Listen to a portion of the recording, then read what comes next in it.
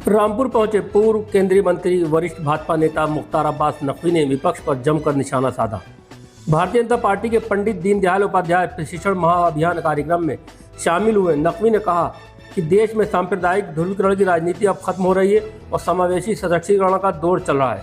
वहीं 2027 के उत्तर प्रदेश विधानसभा चुनाव को लेकर भी उन्होंने बड़ा दावा किया। रामपुर में आयोजित भारतीय जनता पार्टी के पंडित दीनदयाल उपाध्याय प्रशिक्षण महाअभियान कार्यक्रम में पहुंचे पूर्व कैबिनेट मंत्री मुख्तार अब्बास नकवी ने विपक्षी दलों पर तीखा हमला बोला। 2 दिवसीय कार्यक्रम के दौरान मीडिया से बातचीत में मुख्तार अब्बास नकवी ने कहा कि भाजपा का विस्तार भारत के विकास के साथ जुड़ चुका है और सांप्रदायिक ध्रुवीकरण की राजनीति करने वाले लोग अब जनता के बीच बेनकाब हो रहे हैं। भारतीय जनता पार्टी का mega training programme Pandit Deendayal Upadhyay प्रशिक्षण महा अभियान के तहत आज रामपुर में 2 दिनों तक का जो है कार्यक्रम हुआ है। भारतीय जनता पार्टी का विस्तार भारत के विकास के साथ जुड़ गया है और इसी का नतीजा है कि जो सांप्रदायिक ध्रुवीकरण के जो छल करने वाले लोग थे वो छूमंतर हो रहे हैं। सांप्रदायिक ध्रुवीकरण का जो रिवाज था वो समावेशी सशक्तिकरण के मिजाज से ध्वस्त हुआ है और जो लोग आज तक सांप्रदायिक ध्रुवीकरण के जरिए जो है वो राजनीतिक दुकानें चलाते थे उनकी ऐसे छल छत्रपों की छावनी में छेद हो चुका है। नकवी जी, बंगाल फतेह के बाद क्या यूपी फतेह की तैयारी शुरू कर दी भाजपा ने? देखिए 27 के चुनाव में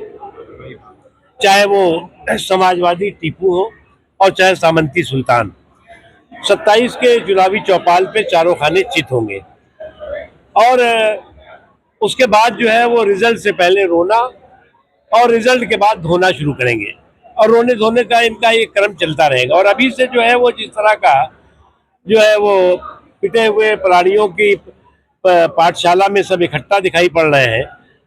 तो इस बात का आप एहसास कर सकते हैं कि उनको भी इस बात का अच्छी तरह से एहसास है कि रात जितनी भी गमगीन होगी, रंगीन होगी, तो उतना जो है वो सुबह जो है वो रंगीन होगी। अभी अखिलेश जी ने एक बयान दिया है जिसमें उन्होंने कहा कि भाजपा के पास जनता को देने के लिए कुछ नहीं है, सिर्फ लड़वाना आता है। देखिए मुझे क्या लग रहा है कि इन लोगों को एक चीज एहसास हो चुकी है कि उत्तर प्रदेश में भी 27 में जो है वो इनकी सारी कोशिशों के बावजूद इनको जो है वो जितनी सीटें हैं उतनी सीटें भी वो बचा नहीं पाएंगे और उनको जो है वो जो सीटें उनके पास आज की तारीख में है वो सीटें भी बचाना उनके लिए मुश्किल होगा और भारतीय जनता पार्टी जितनी सीटें हैं उससे बहुत ज़्यादा सीटें जीत करके दोबारा जो है वो सुशासन का ध्वज फहराएगी। पंजाब के मुख्यमंत्री ने कहा है कि भाजपा जो है पंजाब से प्यार नहीं करती, नफरत करती है। इस तरह से बंगाल में उन्होंने पंजाब में देखो एक चीज़ मैं बताऊं आपको, ये जो लोग अभी भी जनादेश पर जो है वो सवाल कर रहे हैं, जनादेश पर जो है वो बवाल कर रहे हैं, तो उनको एक बात समझ लेना चाहिए कि बिना जो है वो जनाधार के जागीरदारी और बिना नंबर के नंबरदारी नहीं होती। और जो भी भारतीय जनता पार्टी और एनडीए की सरकारें हैं वो जो है वो जनादेश की सरकारें हैं और उस जनादेश पर आपका नकारात्मक उपदेश अगर होगा तो आपको कोई फायदा होने वाला नहीं। जहाँ तक पंजाब का सवाल है, पंजाब में जो पार्टी सरकार में है वो अपना घर बचा नहीं पा रही है, उसके घर में जो है वो विद्रोह होता हुआ दिखाई पड़ रहा है, विघटन होता हुआ दिखाई पड़ रहा है, उसके घर में जो है डिफेक्शन होता हुआ दिखाई पड़ रहा है, डिवीजन होता हुआ दिखाई पड़ रहा है और वो कह रहे हैं कि साहब हमें तो लूट लिया मिलके बीजेपी वालों ने, तो उसका क्या इलाज कर सकते हैं। मैं कहना चाह रहा हूँ पार्टी की ये बहुत बड़ी योजना के तहत और पूरे देश में और आज पश्चिम उत्तर प्रदेश में सबसे पहला प्रशिक्षण पंडित दीनदयाल जी प्रशिक्षण महाविशेषण के इसके कार्यक्रम में कल 9 बजे से लगातार और आज अभी 4 बजे समापन हुआ है और बहुत सारे विषय अलग अलग सब्जेक्ट हर वक्ता को दिया गया था और उसमें बहुत ही उज्ज्वल भाषण से, पार्टी की नीतियों से, पार्टी के विचारों से, पार्टी को खड़ा करने का जिस तरह से पार्टी खड़ी हुई है और ऐसे सारे उस पे वक्ताओं ने अपने विषय रखे हैं। जी अखिलेश जी बंगाल गए थे और ममता दीदी ने कहा कि आप जीती नहीं, हारी नहीं, आप जीती हैं,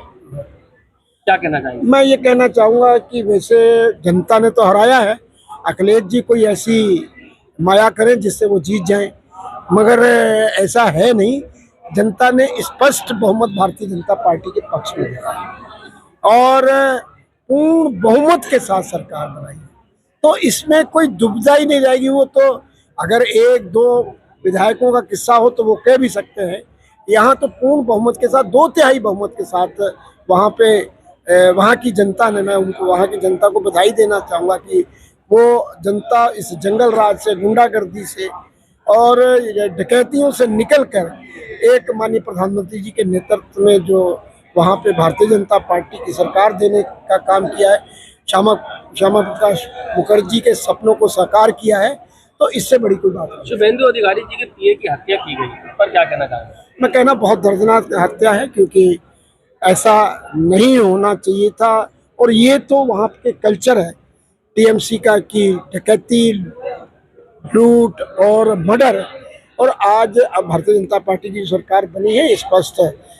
जनादेश मिला है और ये सारी चीज़ों को, गुंडा राज को खत्म करने का काम है।